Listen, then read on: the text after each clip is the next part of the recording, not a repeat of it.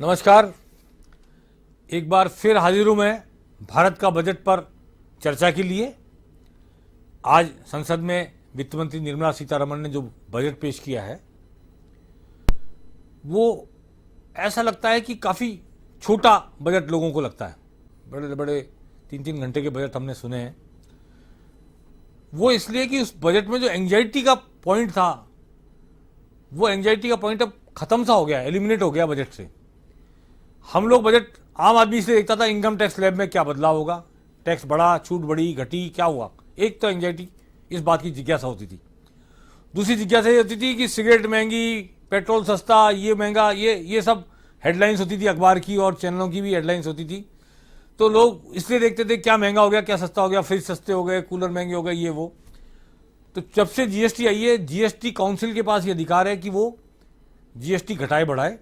Budget में अब उसका जिक्र नहीं होता, इसलिए हमारी एंग्जाइटी का, जिज्ञासा का एक पॉइंट खत्म हो गया।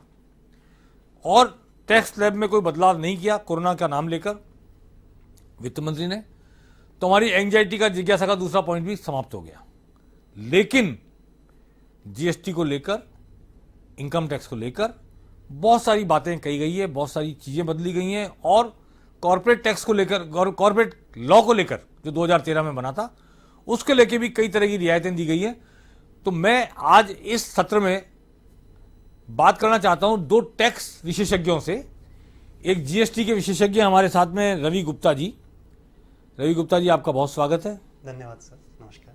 हाँ, रवि गुप्ता जी सीए भी हैं, कंपनी सेक्रेटरी भी हैं, एलएलबी भी हैं, कानून भी जानते हैं, कंपनी लॉ भी जानते हैं और इनकम टैक्स भी जानते हैं और जीएसटी भी जानते हैं। लेकिन विशेष तौर पर जीएसटी के विशेषज्ञ के रूप में इन्हें जाना जाता है। इनसे हम बात करेंगे जीएसटी को लेकर। और साथ में है नितेश नौसादर जी, वो भी कंपनी सेक्रेटरी हैं, सीए हैं, एलएलबी हैं और एमबीए भी हैं। तो आज हमारे इस पैनल में दो ऐसे विशेषज्ञ हैं जो कई डाइवर्शंस के साथ में नॉलेज लेकर यहाँ मौजूद है हमारे बीच में, और आपसे विभिन्न कोणों पर, टैक्सेशन के कोणों पर, लॉ के पॉइंट ऑफ व्यू से आपके सामने हम चर्चा करना चाहते हैं कि जनता के हित में, जनता के अहित में, जनता से जुड़े हुए मुद्दों पर क्या हुआ है आज के इस बजट में। भारत के इस बजट को लेकर हम बात करना चाहते हैं। सबसे पहले रवि गुप्ता जी, जीएसटी में क्या मूल बदलाव आज के बजट में आपको देखने में, जीएसटी के सिस्टम में? कि रेट तो बदल सकती नहीं थी, सिस्टम ही बदल सकता था। उस सिस्टम में क्या तो रिलीफ मिला है, और अगर रिलीफ किसी केस में नहीं मिला है तो क्या नुकसान हो गया है, ये जानना चाहता हूं। आज जीएसटी में बदलाव जो आए हैं काफ़ी बड़े बदलाव हैं। वैसे जीएसटी काउंसिल में जो बदलाव हम एक्सपेक्ट करते हैं, जो हमारी उम्मीद रहती हैं, उनसे भी बड़े बदलाव आज के बजट में जीएसटी में आए हैं, जिनकी किसी को भी उम्मीद नहीं थी। ये बिल्कुल अप्रत्याशित बदलाव हैं जी। जैसा कि माननीय प्रधानमंत्री जी का विज़न है, मिनिमम गवर्नेंस मैक्सिमम कंप्लायंस, उसी अनुसार उन्होंने जीएसटी की ऑडिट से व्यापारियों को मुक्ति देने का प्रयास किया है। वर्तमान में आयकर कानून में, कंपनी अधिनियम में और साथ में जीएसटी में एक सर्टेन थ्रेशोल्ड जो लिमिट है 5 करोड़ की, उससे ऊपर अगर कोई टर्नओवर है, वार्षिक टर्नओवर है किसी टैक्स पेयर का, करदाता का, तो उनको जीएसटी कानून के तहत चार्टर्ड अकाउंटेंट से या फिर कॉस्ट अकाउंटेंट से ऑडिट करवानी पड़ती थी। अभी इन्होंने जो प्रपोजल दिया है इस बजट में, वो ये प्रपोजल है कि चार्टर्ड अकाउंटेंट या कॉस्ट अकाउंटेंट से ऑडिट करवाने की जगह व्यापारी खुद अपने जो खाते हैं, जो बैलेंस हैं, जो अकाउंट हैं, उनको खुद ही कंप्लाई करके, खुद ही उनको फाइनल करके और खुद सेल्फ सर्टिफाई करके रिपोर्ट को जीएसटी के पोर्टल पर अपलोड कर पाएगा। इससे उनको दो फ़ायदे होंगे। पहला फ़ायदा तो उनकी कंप्लायंस कॉस्ट में कमी आएगी। दूसरा फ़ायदा उनका ये होगा कि उनका जो समय बहुत ज़्यादा कंज्यूम होता है इन कार्यों में, वो कम होना शुरू होगा। तो ये एक वेलकम चेंज है भारत के जो व्यापारी हैं, भारत के करदाता हैं, उनके लिए, कि उनको मिनिमम गवर्नेंस में काम करना पड़ेगा, उनको ज़्यादा समय अनुपयोगी श्रम में नहीं लगाना पड़ेगा। डिपेंडेंस भी कम हो जाएगी, डिपेंडेंस सीए पर और कॉस्ट अकाउंटेंट पे। जी बिल्कुल, आप डिपेंडेंस उसकी बाट जोते रहते हो, वो आए और करे और नहीं करे। जी, नखरे भी, सॉरी टू से, आप तो प्रोफेशन के पर नखरे भी झेलने पड़ते हैं बहुत बार। जी जी। तो वो सब चीज़ें अभी कम होंगी, लेकिन साथ ही में जीएसटी कानून में बदलाव के साथ में, इस बड़े बदलाव के साथ में गवर्नमेंट का ये विज़न रहा, इस बजट के अनुसार ऐसा लगता है कि वो ये चाहते हैं कि टैक्स पेयर पे वो विश्वास जताएं और टैक्स पेयर उनकी उम्मीदों को पूरा करे। तो जहाँ पे पेनल्टी के प्रावधान कम थे, उन पेनल्टी को और सख्त किया गया है। जो प्रावधान ऐसे थे जहाँ पे टैक्स के फ्रॉड हो रहे थे, जैसे ऑनलाइन रिफंड था एक्सपोर्टर के केस में, उस ऑनलाइन रिफंड को उन्होंने कम कर दिया। अब उन्होंने छूट दे दी, जो जीएसटी काउंसिल है, जो कमिश्नर हैं जीएसटी के, उनको ये छूट दे दी कि वो रेस्ट्रिक्ट कर सकते हैं कि कौन लोग हैं, कौन से करदाता हैं, या किन वस्तुओं में या सेवाओं में जो प्रदाता हैं उनके कौन लोग हैं, केवल वे ही जीएसटी का ऑनलाइन रिफंड प्राप्त कर पाएंगे जो कस्टम से उनको रिफंड मिलता था। जबकि अभी तक ये सभी के लिए ओपन था, तो सभी लोग इसका लाभ उठा पा रहे थे।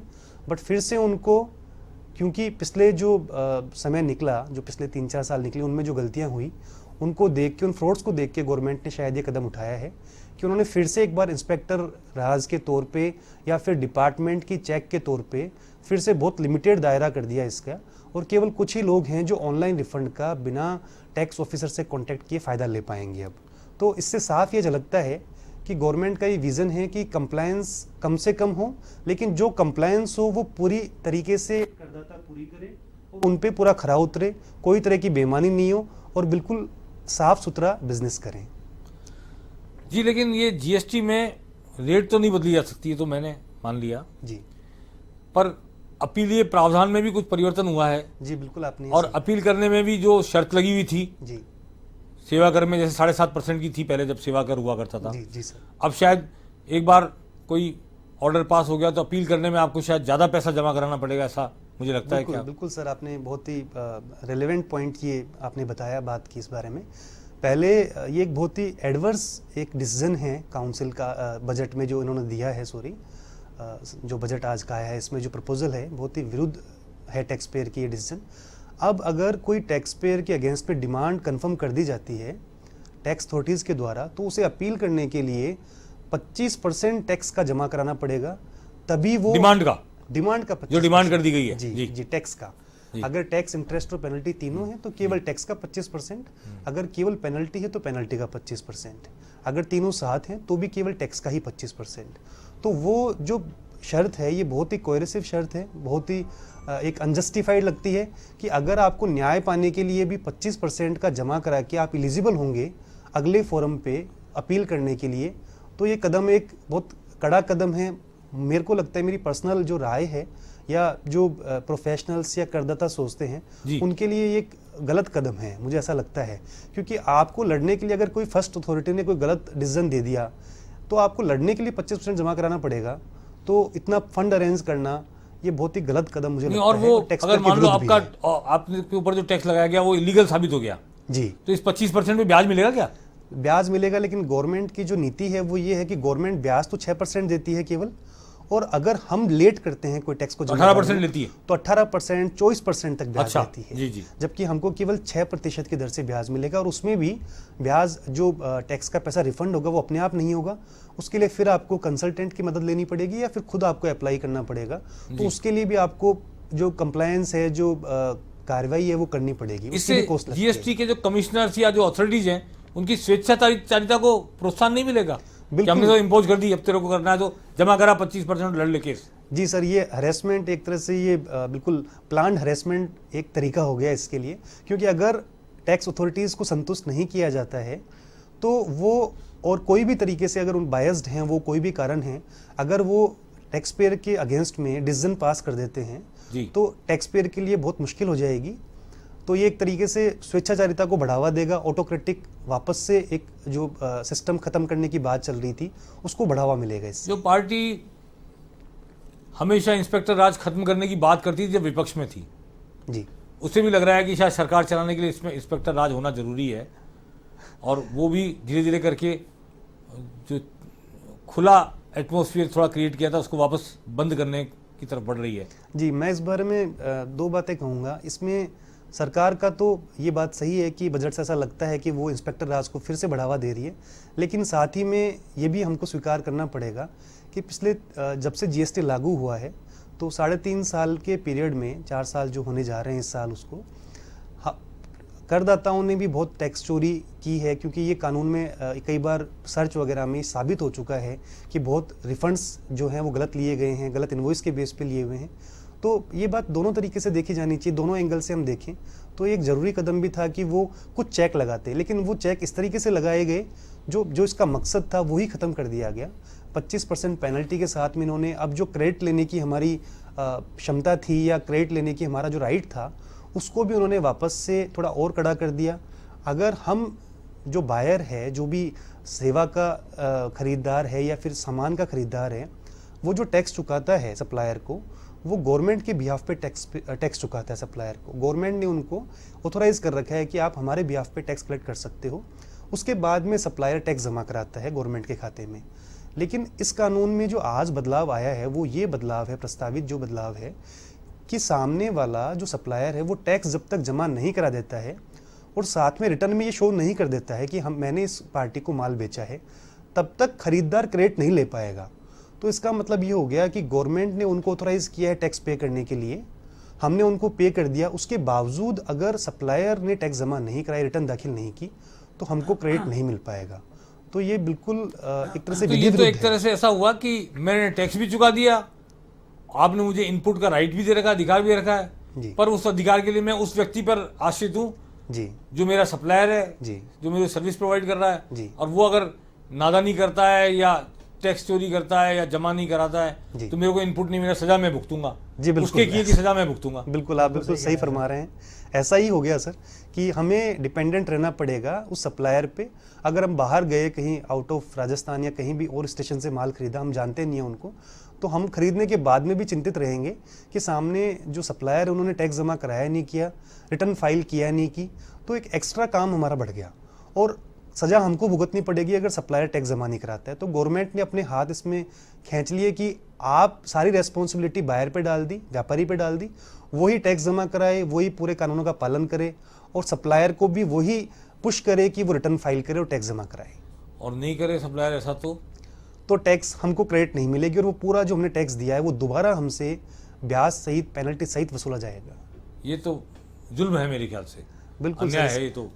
ये बिल्कुल टैक्स पेयर है, ईमानदारी से टैक्स दे रहा, उसके साथ भी अन्याय कर रही है सरकार, मुझे ऐसा लगता है। इसको सर टैक्स टेररिज्म नाम दिया जा सकता है। जैसा कि हमारे जो माननीय वित्त मंत्री हैं, प्रधानमंत्री जी हैं, वो कई बार कहते हैं कि टैक्स टेररिज्म को ख़त्म करना है, लेकिन कई प्रस्ताव ऐसे हैं जो टैक्स टेररिज्म को बढ़ावा देने का लगता है इसमें कि प्रयास किया गया है या उनकी मजबूरी है, तो ऐसे प्रस्ताव आए हैं बजट में।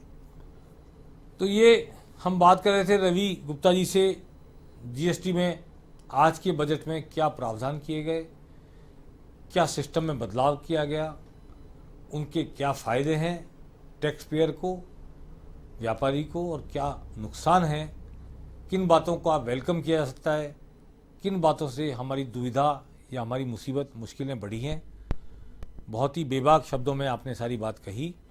रवि गुप्ता जी के बाद में नितेश नौसादर जी हमारे साथ हैं, इनकम टैक्स की दृष्टि से हम इनसे बात करना चाहेंगे जी। बड़ा रिलीफ तो लोगों को ये है कि साहब कोई टैक्स के स्लैब में बदलाव नहीं, लेकिन छूट में भी कोई बदलाव नहीं।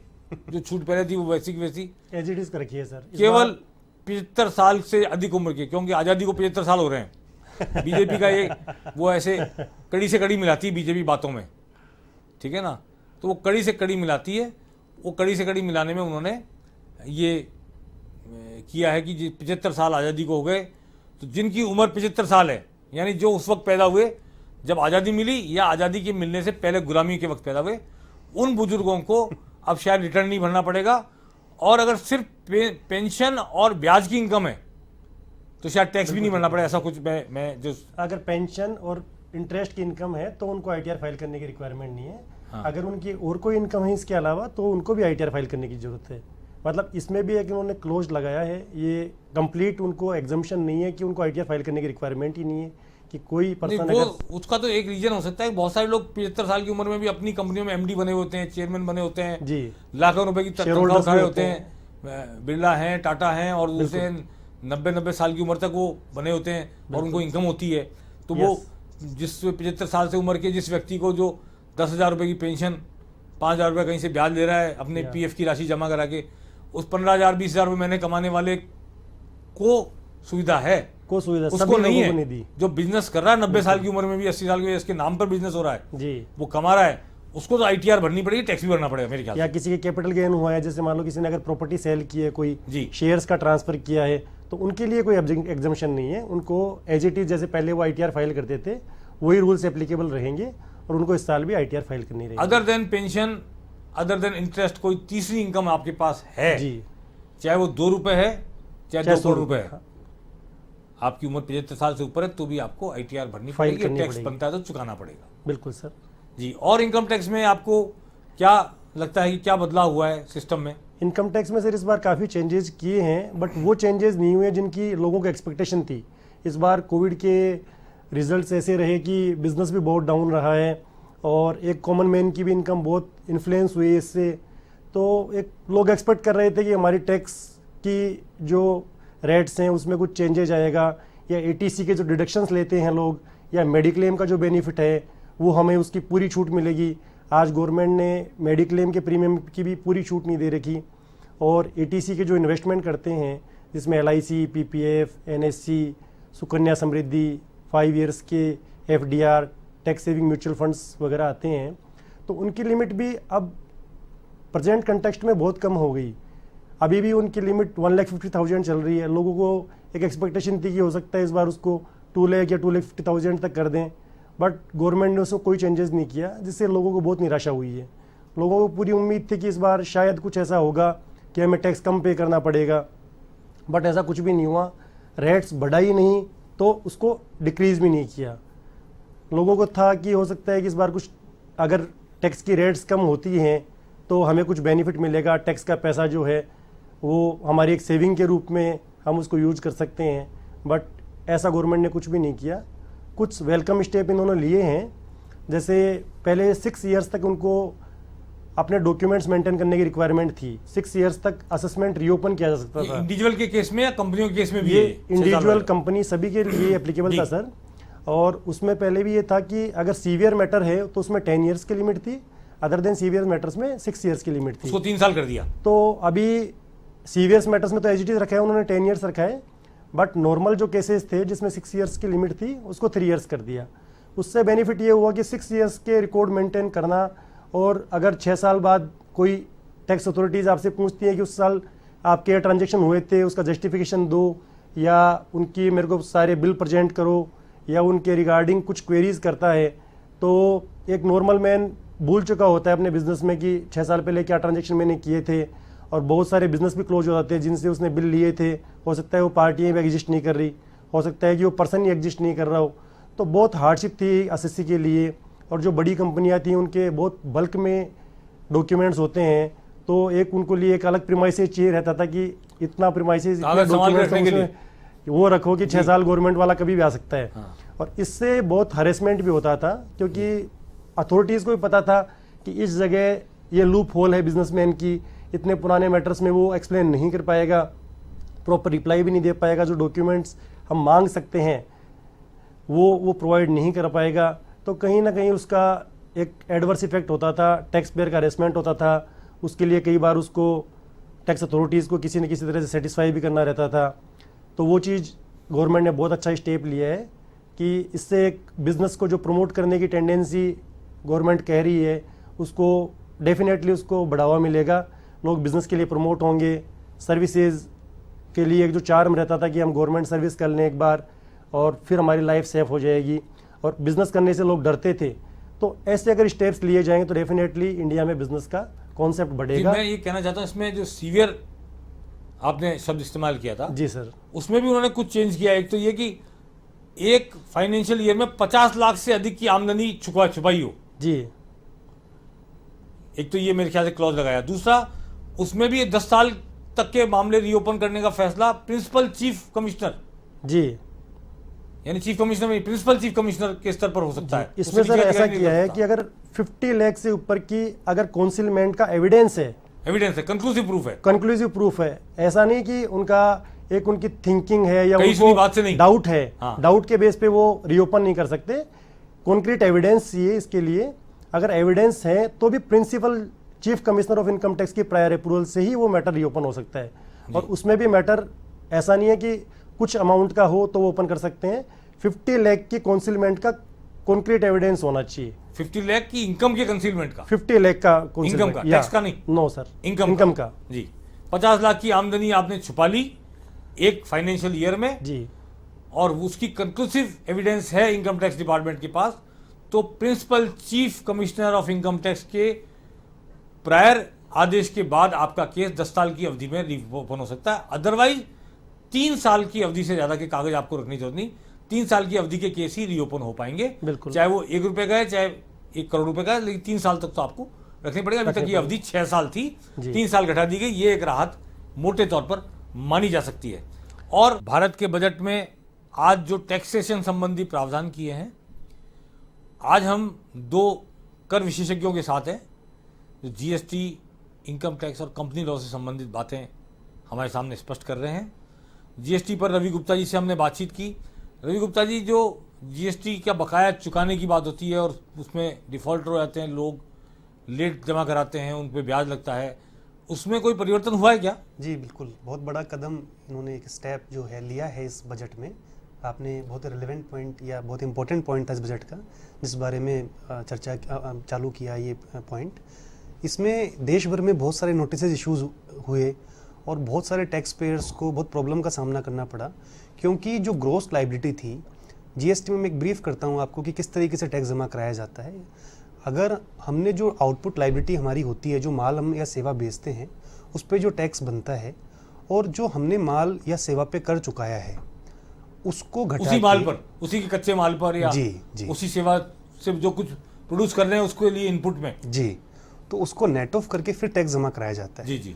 अगर हमने टैक्स जमा कराने में थोड़ी देरी कर दी कोई भी कारण से, तो अभी हमको ब्याज चुकाना पड़ता था पूरे अमाउंट पे। अगर वो हमारे पास आईटीसी है हमारे अकाउंट्स में, तो नेट लायबिलिटी मानी जो कैश में जमा करानी है उस पर ना जमा करवा के डिपार्टमेंट के नोटिसेस ये कहते थे, टैक्स ऑफिसर्स ये कहते थे कि पूरे अमाउंट पे आपको ब्याज चुकाना पड़ेगा। यानी आपका, मैं ये समझना चाहता हूं कि अगर आपका 1 लाख रुपए टैक्स बन रहा है जीएसटी किसी मंथ में, आपके पास में 70,000 का इनपुट मौजूद है जी, अगर आप चुकाने में देरी करते हो तो ब्याज आपसे पूरा 1 लाख रुपए पे लेंगे, भले आप चुकाओगे 30,000 ही। जी, चुकाने के योग्य राशि जो है वो 30,000 है, 30,000 और आप 30,000 ही चुका रहे हो, पर ब्याज 1 लाख पे दे रहे हो।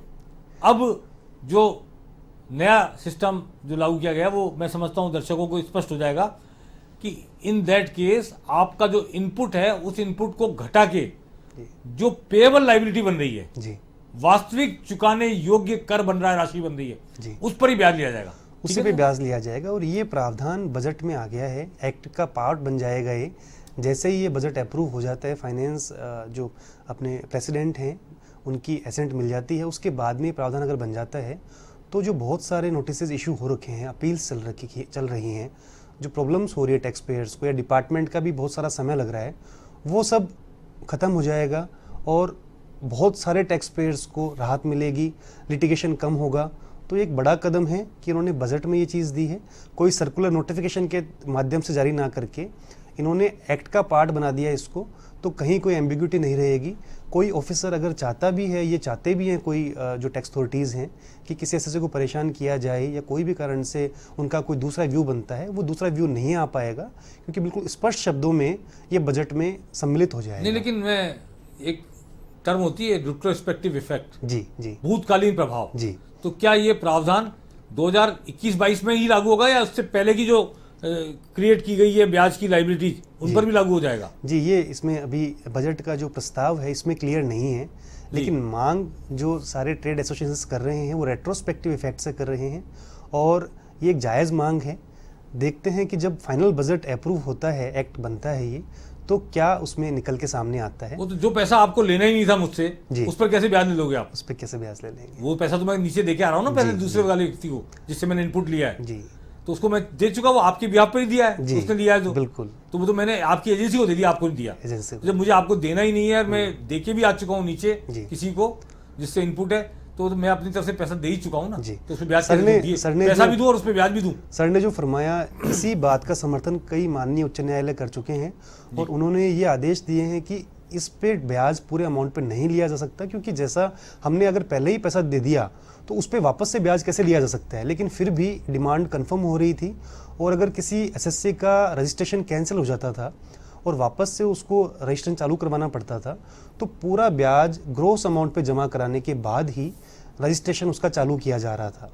तो एक बहुत ही ये निराशाजनक कदम था गवर्नमेंट का, जो डिपार्टमेंट का जो स्टेप्स लिए जा वो रहे तो अब एक्ट बन जाएगा, मान लो भूतकालीन प्रभाव का कहा भी नहीं जाता है जी। तो भी अदालतें उड़ा देंगी उसको जी, क्या मैं भविष्य के लिए कर दिया तो पीछे वालों को क्यों सजा पीछे देंगे? वालों के लिए भी यही था। बिल्कुल, ये हम लीगल उम्मीद चीज कर तो सकते लीगल हैं। है। जी, एक सुप्रीम कोर्ट की इसमें रूलिंग भी है सर एक केस में कि अगर एसएससी को कोई बेनिफिट होता है तो रेट्रोस्पेक्टिव इफेक्ट से लागू किया जाना चाहिए। जी जी, तो लोगों को बेनिफिट नो डाउट उसमें मिलेगा। मिलेगा, सुप्रीम कोर्ट अगर की यहाँ इस ruling के गवर्नमेंट के ऑफिशियल्स नहीं देते तो कोर्ट के थ्रू उनको कोर्ट से relief मिलेगा। मिल मैं तो जाएगा। खुद ये अंडरस्टैंड कर रहा हूँ बिल्कुल सर। कि ये निश्चित तौर पे कोर्ट कह देगी कि जब आगे आप रिलीफ दे रहे हो, जी। जिस बात को आपने आगे के लिए गलत मान लिया और पीछे के लिए भी गलत थी। पीछे के लिए भी गलत है तो- और एटलीस्ट एग्जिस्टिंग जो केसेस है उनमें तो एप्लीकेबल होना चाहिए। Applicable पहले हो भी ये चुके समर्थन, पहले भी कई कोर्ट्स ने ये जारी कर चुके रिट में, उन्होंने ये क्लियर कर दिया कि रेट्रोस्पेक्टिव इफेक्ट से ही आना चाहिए और नेट अमाउंट पे ही ब्याज लगाया जाना चाहिए। जी, चलिए अब हम बात करते हैं नीतीश नौसादर जी से।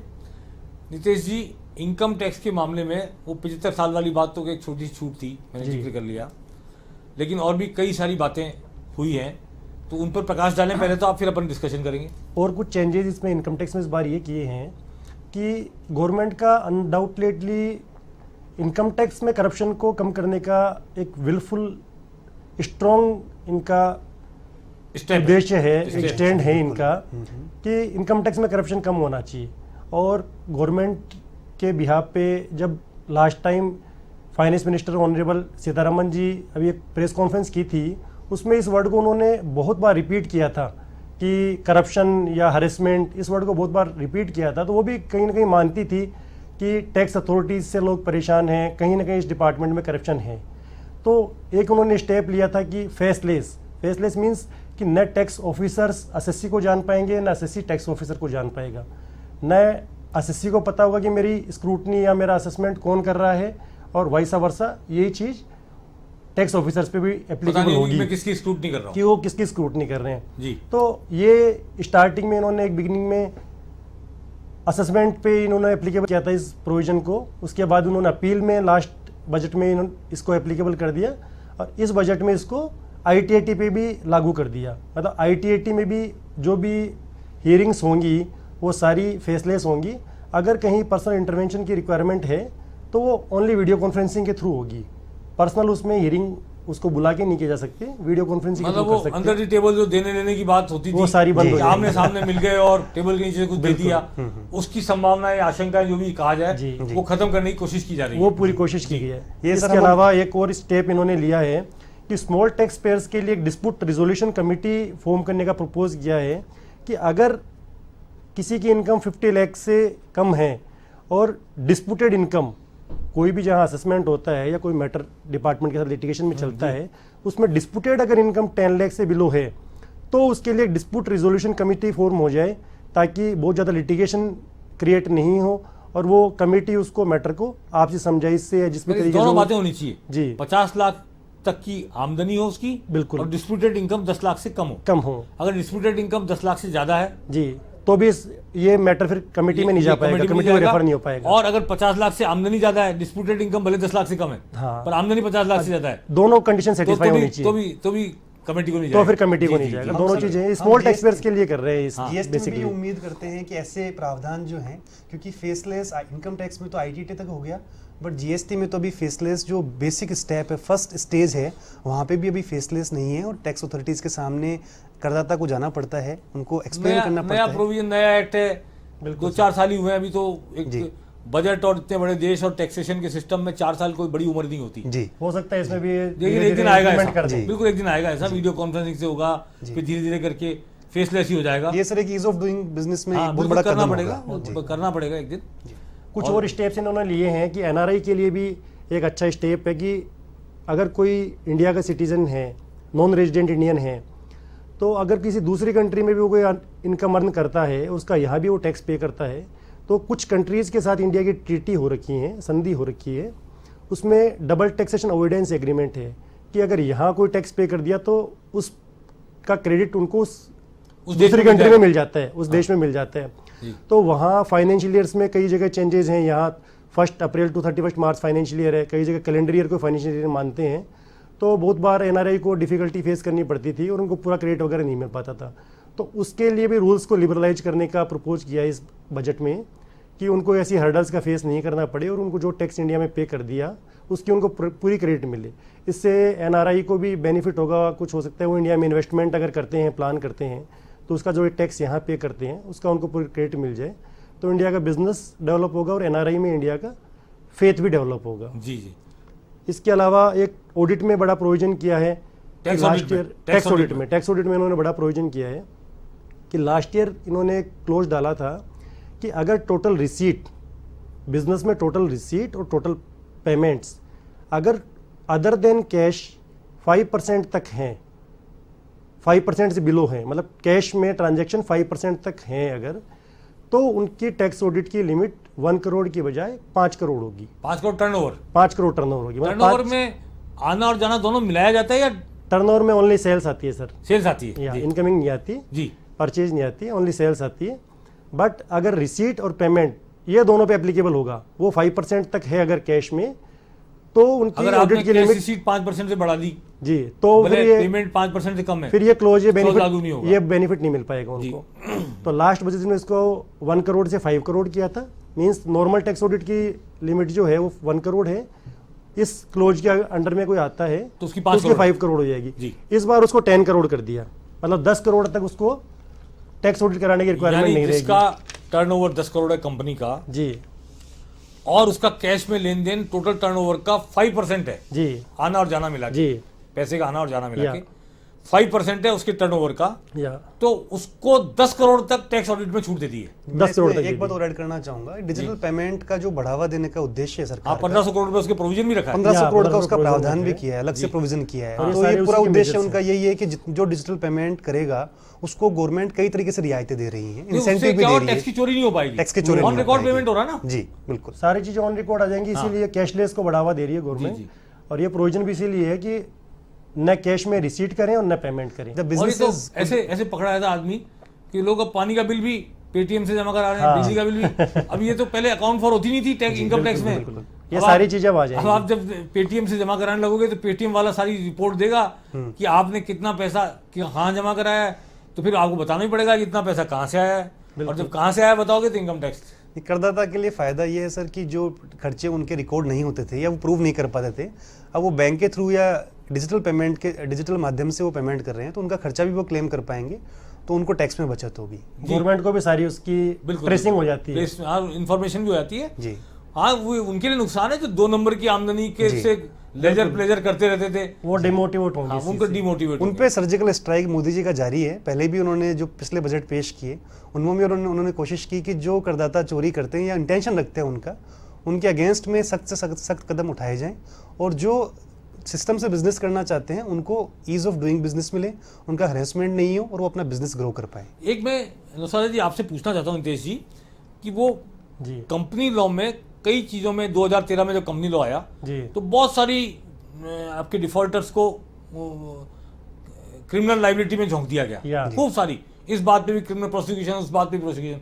जब कोरोना लगा तो निर्मला सीतारमण ने एक तो एनसीएलटी में जाने के लिए 1 करोड़ की बकाया होनी जरूरी हो गई, पहले 1 लाख की थी मात्र, यानी कोई आपसे 1 लाख रुपए मांगता है तो वो आपको बैंकरप्ट घोषित कराने के लिए जा सकता है। अब वो 1 करोड़ हो गई, 1 करोड़ तो वो तो बरकरार रखी शायद इस बजट में भी, जी उसको चेंज नहीं किया है। जी नहीं वो एज इट इज है। तो वो रिलीफ तो है कि 1 करोड़ रुपए तक मांगने वाला व्यक्ति आपके खिलाफ एनसीएलटी एनसीएलटी में नहीं जा सकता और आपको बैंकरप्ट करने की घोषित नहीं कर सकता बैंकरप्सी एक्ट के तहत। लेकिन आपकी जो क्रिमिनल लाइबिलिटी थी कई मामलों में, वो भी क्रिमिनलिटी खत्म की गई थी जब कोविड लागू हुआ था। एक प्रेस कॉन्फ्रेंस निर्मला सीतारमण जी ने कहा था। अब उसमें जो भी आपके सिविल अपराध के लिए भी क्रिमिनल लाइबिलिटी थी पहले, जी मैं ऐसा समझता हूँ, बिल्कुल सही फरमा रहे हैं है ना, क्योंकि जो बिजनेस करता है वो तो कोई क्राइम तो करता नहीं, गला घोटता नहीं, किसी का मारता नहीं, हत्या नहीं करता किसी, पर उसको प्रोसिक्यूशन फेस करना पड़ता था। उससे मुक्ति दिलाई थी उन्होंने कोविड के कारण। जी अभी आज उसका भी जिक्र मैंने बजट में सुना कि वो 1 करोड़ से 5 करोड़ कर दी गई है कंपनी जिसकी जिसको ऐसी मुक्ति है, क्या कुछ ऐसा कुछ और प्रोविजन रियायतें दी एलएलपी उन्होंने। में किया है। हाँ। कंपनीज का इन्होंने पहले ही कर दिया था, ऑलरेडी ये कर चुके थे। एलएलपी में नहीं था पहले? एलएलपी में नहीं था। इस एलएलपी बार मतलब उसमें लिमिटेड LLP लाइबिलिटी पार्टनरशिप। जी उसमें प्रपोज किया है इन्होंने जी कि कंपनीज में भी आज फॉरेन इन्वेस्टर्स हैं या डोमेस्टिक इन्वेस्टर्स हैं, वो इसी से डरते थे। वो देखते थे हम बिजनेस कर रहे हैं, हो सकता है कल से हमारी कोई छोटी सी एक सिली मिस्टेक पे भी गवर्नमेंट कहीं हमें प्रोसिक्यूशन में नहीं डाल दे, हमें जेल नहीं जाना पड़ जाए। ये सबसे ज्यादा उनको डराता था।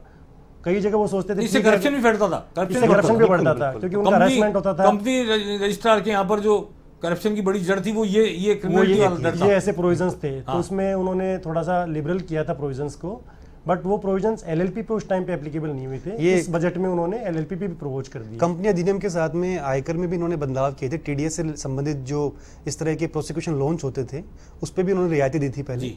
और जीएसटी में भी उम्मीद की जा रही थी कि जो इसमें इकोनॉमिक ऑफेंस कोर्ट में प्रोसिक्यूशन लॉन्च किया जाता है वो बंद होगा या कम होगा, उसकी लिमिट बढ़ेगी। क्योंकि कई बार जो इनोसेंट हैं, जो लोग कोई इस तरह की चोरी में इन्वॉल्व नहीं है या उनको उपयोग किया गया है किसी मास्टरमाइंड के द्वारा, किसी दूसरे आदमी के द्वारा, उनको अननेसेसरी प्रोसिक्यूशन उनके अगेंस्ट में लॉन्च हो जाता है और वो सफ़र करते रहते हैं। तो ये उम्मीद की जा रही थी कि वो उसका कोई दायरा ज़्यादा इजी किया जाएगा और अननेसेसरी किसी आदमी के अगेंस्ट में प्रोसिक्यूशन लॉन्च नहीं किया जाएगा। मेरा ये मानना है जी, किसी मुल्क के इकोनॉमी के पहिए को सरकार भी चलाती तो उद्योगपति भी चलाता है, व्यापार जी, करने बिल्कुल वाला भी चलाते हैं चलाता है। सर। मैं तो ये मानता हूं कि उद्योगपति या व्यापारी जो है वो सरकार का पार्टनर है जी। देश चलाने में। जी, वो रोजगार नहीं दे, वो उत्पादन नहीं करे, वो टैक्स नहीं चुकाए, सरकार कैसे चले? नहीं चल सकती। तो सरकार को अपने पार्टनर के साथ वैसा व्यवहार करना चाहिए। ऐसा नहीं करना चाहिए उसको क्रिमिनल माने। बिल्कुल बेसिकली आपका ऑप्शन ये है कि आप व्यापारी उद्योगपति को बेसिकली क्रिमिनल मानकर बिहेव करोगे या बेसिकली साहूकार मानकर बिहेव करोगे। बिल्कुल ये फिलॉसफी ऑफ वर्क है, फिलॉसफी ऑफ गवर्नमेंट है। बिल्कुल ठीक है सर। आप इस तरह से देखोगे तो सारे चोर हैं, फिर उसमें वो भी पिसेगा जो ईमानदार है, ईमानदार। सच्चा है, टैक्स दे रहा है। बिल्कुल और अगर आप मानोगे सारे ईमानदार ईमानदार हैं, अच्छे हैं, देश को चला रहे हैं, उद्योग दे रहे हैं, टैक्स दे रहे हैं, हम तनख्वाह उसी टैक्स से बांट रहे हैं, हम रोजगार दे रहे हैं लोगों को, बाजार चल रहा है, तो उसमें हमारे पार्टनर हैं। लेकिन इनमें कोई टैक्स चोर कर रहा है, चोरी कर रहा है, तो उसको ढूंढने, उसका एपरेटस डेवलप करें ढूंढने का। जी, तो उसमें एट लार्ज आदमी को रिलीफ मिलता है और चोर ही पकड़ते जाते हैं। जी, लेकिन दूसरी तरह से सोचोगे तो आपको सारे चोर लिखेंगे और उसमें सारे साहूकार पिसते चले जाएंगे, चोर तो शायद फिर भी बच निकलते होंगे। तो बहुत इसलिए अच्छी बात कही सर हाँ, आपने। नहीं, बहुत ये प्रभावी और इस बार जो है बात इस बार आपने देखा होगा कि कोरोना के टाइम पे भी जब और सारी कंट्रीज का बिजनेस डूब रहा था, वहाँ के सेंसेक्स डाउन जा रहे थे, इंडिया का सेंसेक्स न केवल उससे बढ़ा बल्कि फॉरेन से इतना इन्वेस्टमेंट आया है। ये इसी का रीजन है कि ease of doing business government करने की कोशिश कर रही है। इस तरह के प्रोविजंस जो फॉरेन इन्वेस्टर्स को डराते थे कि यहाँ पे छोटी सी मिस्टेक्स के लिए हमें हो सकता है कभी जेल जाना पड़े, हमारे प्रोसिक्यूशन लॉन्च हो जाए, तो ये जो गवर्नमेंट ने वेलकम स्टेप लिए हैं, इनसे इन्वेस्टर्स का फेथ इंडिया में निश्चित रूप से बढ़ा है। उसी फेथ का रीजन है कि आज इतना फंड इंडिया में जनरेट हो रहा है, इतना टैक्स भी बढ़ रहा है, 1 लाख करोड़ रुपए से ऊपर जीएसटी का कलेक्शन हो रहा है एक महीने में। एक जी, महीने एक में महीने में, इतना कलेक्शन हो रहा है। तो गवर्नमेंट अगर ऐसे स्टेप लेती है तो डेफिनेटली इंडिया की इकोनॉमी ग्रो करेगी, कोई भी बिजनेसमैन ग्रो करेगा।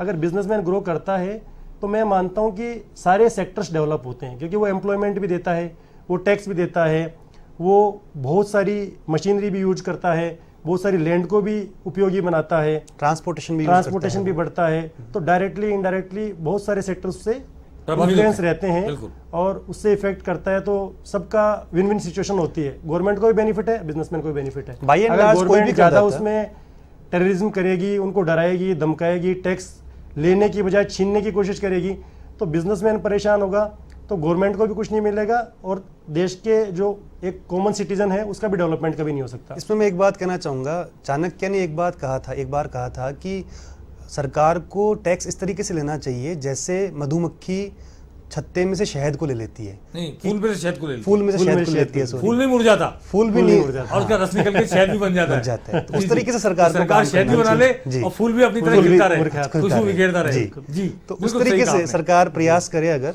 जी। तो व्यापारियों को राहत मिलेगी। और एक बात और कि कोई भी जो व्यापारी है वो जानबूझकर टैक्स चोरी नहीं करना चाहता, ना वो इन पचड़ों में पड़ना चाहता है, लिटिगेशन में पड़ना चाहता है, बट कई बार टैक्स की भ्रांतियां या टैक्स की जो लैक्यूनाज हैं वो उसको मजबूर कर देते हैं, या उनको वो कंप्लायंस इतनी हार्ड होती है कि वो कर ही नहीं सकता, वो अफोर्ड ही नहीं कर सकता वो एक्सपेंडिचर, इसलिए उनको मजबूरन गलत कदम उठाने पड़ते हैं। मैं आपसे एक बात पूछना चाहता हूँ, चाणक्य ने यह भी कहा था जी कि भय और पुरस्कार की व्यवस्था के बिना कोई शासन नहीं चल सकता। जी ठीक है ना?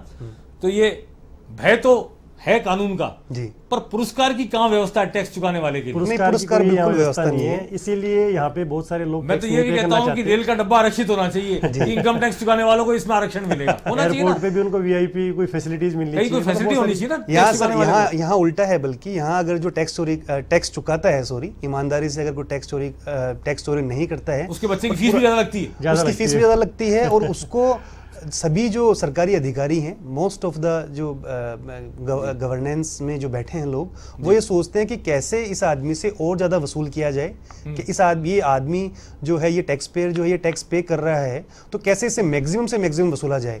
और जो लोग बिना टैक्स के दायरे में आए, बिना चैनल में आए काम करते हैं, अंडर द टेबल जो कार्य करते हैं, उनको कोई ही पकड़ना नहीं आता है, ना उनको कोई स्क्रूटनी करनी पड़ती, ना उनको कोई ऑडिट करवानी पड़ती, ना उनको कुछ करना पड़ता।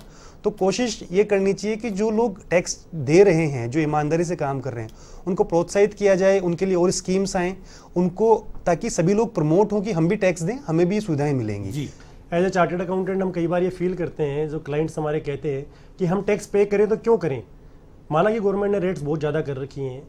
कई बार ये भी सोचते हैं ठीक है, ये भी टैक्स के जो भी रेट्स हैं, गवर्नमेंट के रूल्स हैं, हम फॉलो करेंगे, उतना टैक्स देंगे, बट उसके अगेंस्ट में हमें क्या बेनिफिट मिल रहा है? न गवर्नमेंट हमें प्रॉपर एजुकेशन फैसिलिटी प्रोवाइड करा रही, न मेडिकल फैसिलिटी प्रोवाइड करा रही। अगर रोड बनाती है तो उसका टैक्स हमसे पहले कलेक्ट किया जाता है, फिर जब हम गाड़ी परचेज करते हैं तो उस पर रोड टैक्स कलेक्ट किया जाता है, फिर जब उस रोड पे हम चलते हैं तो हमसे टोल टैक्स कलेक्ट किया जाता है। तो टैक्स पे टैक्स पे टैक्स, अगर कितना टैक्स हम देंगे, तो इतना टैक्स देने के बाद भी अगर कोई फैसिलिटी हमें नहीं दी जा रही तो हम क्यों टैक्स दें? इसलिए टैक्स एविजन को बढ़ावा मिलता है और टैक्स के जो कंप्लायंसेज है वो कम होते हैं। कुछ चलिए, स्टेप्स मैं- जरूर उन्होंने जी, और लिए जी। हैं। आज जो स्मॉल, जैसे अभी एक स्मॉल टैक्स पेयर्स की बात थी, उनके लिए डिस्प्यूट रिजोल्यूशन कमेटी फॉर्म की है। ऐसे ही हाउसिंग लोन के जो इंटरेस्ट है उसमें भी इन्होंने कंटिन्यू उसका एक्सटेंशन करते जा रहे हैं। एक साल बढ़ा दिया और एक साल और बढ़ा दिया। ये अफोर्डेबल पूरा हाउसिंग का clause भी, ये है, अफोर्डेबल हाउसिंग का भी लोन का एक साल बढ़ा दिया वो उन्होंने। बढ़ा दिया कि अगर किसी 2022 तक। जी सर, जी। कि कोई अफोर्डेबल हाउसिंग उसको कहते हैं, अगर 45 लाख तक की अगर रजिस्ट्री है उसकी, तो किसी affordable घर की अगर 45 लाख तक की रजिस्ट्री है तो वो अफोर्डेबल हाउसिंग में आता है। उसके लिए उसको जो 2 लाख रुपए का इंटरेस्ट की रिबेट मिलती है हाउसिंग लोन की, उसके अलावा 1,50,000 की एक्स्ट्रा रिबेट होगी, रिबेट मतलब है, 3.5 सब्सिडी है? लाख रुपए rebate. Rebate. Rebate means tax में रिबेट मिल में जाएगी उनको, ग्रोस टोटल इनकम में उसकी 1.5 वो लाख पार्ट कम इनकम हो घट जाएगा, जाएगी। 1.5 लाख और मतलब कम हो जाएगा। कम हो मतलब 2 लाख की जो नॉर्मल लिमिट है और उसे 1.5 लाख 3.5 बढ़ लाख हो के जाएगी। 3.5 लाख तक की वो छूट ये उसको मिल छूट जो है जाएगी। 45 लाख तक की रजिस्ट्री वाले मकानों पर है, बिल्कुल और ये 2022 मार्च तक बढ़ा दी गई है। 10 बढ़ा मार्च दी, जो 2022 पहले तक बढ़ा दी गई। 21 तक थी। और अफोर्डिंग हाउसिंग जो प्रोजेक्ट बना रहे हैं उनको भी कुछ बेनिफिट्स थे, उनको भी 1 साल के लिए एक extend साल के कर लिए दिया बढ़ा दिया गवर्नमेंट गया ने। मतलब जो ऐसे प्रोजेक्ट बना रहे हैं वो भी मोटिवेट हो, और जो परचेज कर रहे हैं वो भी मोटिवेट हो। कोई कंपनी नाम में और छूट किस तरह का प्रोविजन में, जो बहुत सारे कंपनी लॉ में एक स्मॉल कंपनीज के कंप्लायंस की रिक्वायरमेंट एमएसएमई को के लिए कम बार किया बार है। कहते रहते हैं कि ये कर दिया वो कर दिया। एमएसएमई सर डिफरेंट सेक्टर है, हाँ, और कंपनीज जी। अलग है थोड़ा हाँ। सा। तो कंपनी में जो स्मॉल कंपनीज है उसके लिए कुछ जो प्रोसीजरल रिक्वायरमेंट्स है उसको कम किया है इन्होंने। जी, स्मॉल इन्होंने कंपनी की परिभाषा क्या? इसमें इसको स्मॉल कंपनीज में किया है कि 2 करोड़ तक उसकी कैपिटल होनी चाहिए या 20 करोड़ तक टर्नओवर, उसको उन्होंने स्मॉल कंपनीज या लिखा है या दोनों शर्तें जरूरी है? नहीं, दोनों शर्तें जरूरी दोनों है। शर्तें। और नई कंपनियों के लिए भी इन्होंने एक जो रजिस्ट्रेशन नया फॉर्म लॉन्च किया है हाल ही में, वो इतना इजी फॉर्म किया है, और उस एक ही फॉर्म से उनके सारे रजिस्ट्रेशन हो जाएंगे। उनको अलग से पीएफ ईएसआई का या जीएसटी का रजिस्ट्रेशन नहीं कराना पड़ेगा। एक फॉर्म वो फिल करेंगे, उसमें कंपनी का रजिस्ट्रेशन भी आ गया, पीएफ ईएसआई का रजिस्ट्रेशन भी आ गया, जीएसटी का रजिस्ट्रेशन भी आ गया, और जो आवश्यक रजिस्ट्रेशन हैं किसी कंपनी के लिए वो भी आ जाएंगे। पैन कार्ड भी बन जाएगा उसमें? पैन उससे कार्ड पैन कार्ड भी जाता है। बन जाएगा। जी, जी। तो ईज ऑफ डूइंग बिजनेस के क्षेत्र बहुत अच्छी बात है, मतलब बहुत अच्छी जो बात है, कंपनी बहुत बनाने ही। के लिए 2-3 महीने का प्रोसीजर था वो केवल 5-7 दिन पे सिमट गया, क्योंकि नहीं, सारे एक काम और मैंने सुना आज, उन्होंने बोला कि एक सिंगल आदमी की कंपनी बन सकेगी। 1% कंपनी अभी अब तक नहीं था शायद ये प्रोविजन। नहीं था, उसमें कुछ पहले था। अमेंडमेंट किए इन्होंने। उसको और सिंप्लीफाइड किया है। हाँ, कि इजीली वो बन सके। अभी तक इतना पॉपुलर नहीं हो पाया था वो, क्योंकि उसकी जो प्रोसीजर थी वो सिंप्लीफाइड नहीं थी, उसके जो रेस्ट्रिक्शंस थे वो काफी तो वो हार्ड तो ऑलमोस्ट प्रोप्राइटरशिप भी गाना गाते हैं लोग, हाँ, तो हाँ, सुना है। बिल्कुल बिल्कुल। एक आदमी कंपनी की बात सुनी नहीं, नहीं, और 1% ज्यादातर कंपनी का एलएलपी ट्रेंड थोड़ा नहीं था। प्रचार में आ गई थी, एलएलपी बन गई जी। है, हाँ। Limited liability partnership. बिल्कुल। लेकिन ये 1% की कंपनी मेरे थोड़ा सुनने में नहीं आया। ये इसलिए कर रहे हैं सर कि ये गवर्नमेंट सबको मतलब उसमें लाना चाहती है कि प्रॉपर वे में लाना चाहती है, जी जी, कि ऐसा नहीं हो कि बिजनेस कर रहे हैं बट गवर्नमेंट के पास उनका कोई रिकॉर्ड ही नहीं है। मतलब फॉर्मल इनफॉर्मल सेक्टर की बजाय फॉर्मल सेक्टर को डेवलप करना चाहती है। जी। प्रोप्राइटरशिप जो फर्म होती है उनका गवर्नमेंट के पास इतना रिकॉर्ड नहीं होता। जी। अगर वो कहीं पे रिटर्न फाइल नहीं करा, उसकी इनकम कम है तो उसको रिटर्न फाइल करने की रिक्वायरमेंट नहीं है, इनकम टैक्स रिटर्न, तो उसका रिकॉर्ड गवर्नमेंट के पास कहीं नहीं पहुंचा।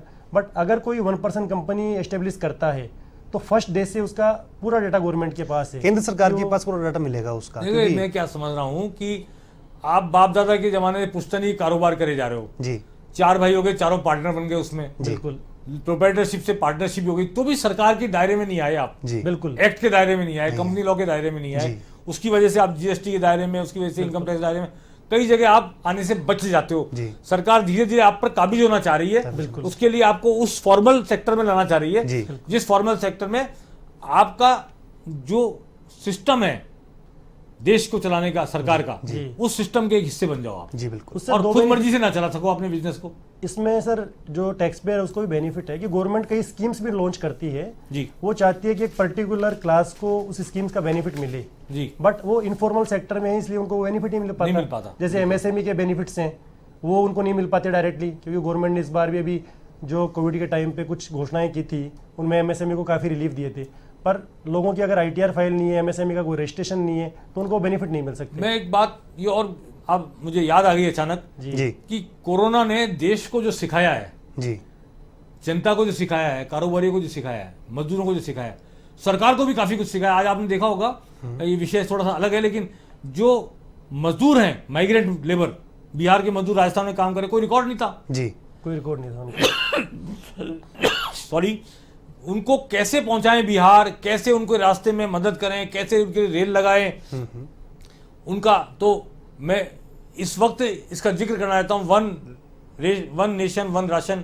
जी, जो बात कही है उन्होंने, और उसमें भी कहा है कि आप मजदूर अगर बिहार के हैं और गुजरात में काम कर रहे हैं और आपका राशन कार्ड बिहार का बना है तो आप राशन गुजरात में भी ले सकते हो, और आप अकेले गुजरात में हो तो एक आदमी का राशन गुजरात में ले सकते हो और बाकी परिवार राशन बिहार में ले सकता बिहार है। में ले सकते ये एक बहुत बहुत बड़ा कदम है। सिग्निफिकेंट चेंज मैं मानता हूं ड्यू टू कोरोना। जी कि कोरोना ने सरकार को सिखाया है कि जो माइग्रेंट लेबर है, अनऑर्गेनाइज लेबर है, जिसका कोई रिकॉर्ड सरकार के पास नहीं था, लोग पैदल चलते गए सड़कों पर, बच्चों को कंधे पे लाद के मर गए, लोगों को रेल ने काट दिया, लोगों को बसों ने कुचल दिया। इस सब से सरकार ने ये सीखा है कि माइग्रेंट लेबर, अनऑर्गेनाइज लेबर को भी कैसे रिकॉर्ड पर लाया जाए ताकि भविष्य में कोई भी एफर्ट सरकार को करना पड़े उनके लिए, कोई प्लानिंग का फायदा देना पड़े, योजना का फायदा देना पड़े, या कोई आपदा फिर से आए तो माइग्रेंट लेबर को अपने घर तक पहुंचाने का काम, उनके घर वालों तक सूचना पहुंचाने का काम, वो कहाँ राशन उसको यहाँ मिल रहा है, कहाँ राशन वहाँ मिल रहा है, और बिहार का राशन कार्ड गुजरात में राशन मिल रहा है, इसको मैं काफ़ी सराहनीय कदम मानता हूँ मेरी दृष्टि में। बिल्कुल। कि भले से पॉलिटिकल एजेंडे दूसरे होंगे पार्टियों की और अलग अलग तरह से आलोचना भी होगी इसकी, लेकिन एक देश में राशन कार्ड एक जगह बन जाए, वोटर लिस्ट में नाम एक जगह आ जाए, जी फिर आदमी कहीं भी जाए, कहीं भी वोट दे, जहां हो वहां राशन ले, और चूंकि नागरिक है देश का, उस नागरिक होने के नाते उसे जो हक मिल रहे हैं, जो सुविधाएं मिल रही हैं, वो मजबूरी में कहीं भी जाकर नौकरी करे, कहीं भी जाकर मजदूरी करे, कहीं भी जाकर पढ़े लिखे, पूरे देश में उसे उन सब चीजों का फायदा मिल सके। ये एक बड़ा सराहनीय कदम जी मैं बिल्कुल। मानता हूं। संविधान में भी जो कहा आपने गया बात है, कही है, संविधान में हाँ, इक्वलिटी निश्चित बिफोर रूप लॉ से सराहनीय है, और जी- इनकम टैक्स में भी इसका एक प्रोविजन किया है इन्हीं लोगों के लिए कि जो गरीब तबका है उसमें कई बार वो जो कंपनीज में काम करता है तो वहाँ पे ESI PF उनका डिडक्ट करती है कंपनियाँ, जी तो वो खुद भी इतना समझ नहीं पाते अनएजुकेटेड होने के कारण, और कई बार कंपनीज भी किसी रीजन से वो अगर डिपॉजिट नहीं करा पाती तो उनकी सैलरी में से तो पैसा डिडक्ट हो जाता है, बट एक्चुअल उनको उसका पेमेंट कभी नहीं मिल पाता।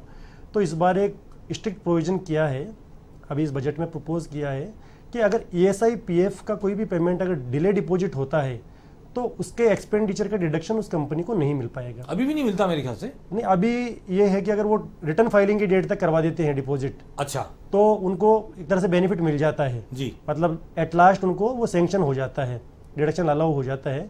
बट अब बजट में एकदम क्लियर कर दिया कि अगर वो लेट डिपॉजिट कराएंगे तो उसका कोई डिडक्शन अगर नहीं 15 तारीख मिलेगा। है आपको डिपॉजिट करानी, 16 तारीख को कराओगे तो वो आपको डिडक्शन नहीं इनकम टैक्स मिलेगा। में टैक्स लायबिलिटी के हिसाब से आपके खर्चे में काउंट नहीं होगा। खर्चे में काउंट नहीं होगा, तो इसका मतलब इनडायरेक्टली उस पर टैक्स पे करना पड़ेगा। क्योंकि एक्ट का पार्ट बन गया, तो अब कोई भी जो लिटिगेशन फॉर्म्स हैं, जो कोर्ट्स हैं, वो भी इसके विरोध में, इसके अगेंस्ट में डिसीजन नहीं देंगे, क्योंकि क्लियर कट जब लॉ में आ गया तो ये बिल्कुल क्लियर है कि अगर ड्यू डेट के बाद में जमा कराते हैं तो फिर वो खर्चा डिसअलाउ ही होगा।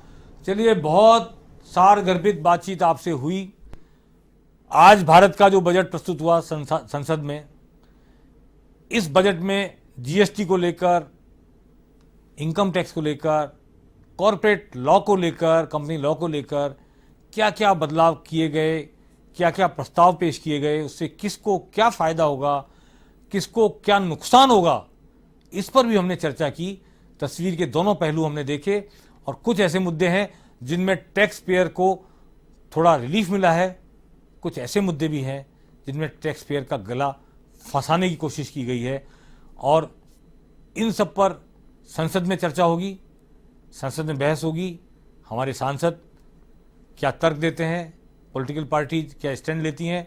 जब बजट पास हो जाएगा तब हम फिर एक बार इस बात पर चर्चा करेंगे। अगर कोई परिवर्तन होता है इन प्रस्तावों में और उन्हें बदला जाता है तो इस पर एक दिन फिर इस पर बहस होगी और आपके सामने उसको रखा जाएगा। आज आप दोनों, गुप्ता जी और नौसादर जी, नितेश नौसादर जी और रवि गुप्ता जी, आपका बहुत आभार।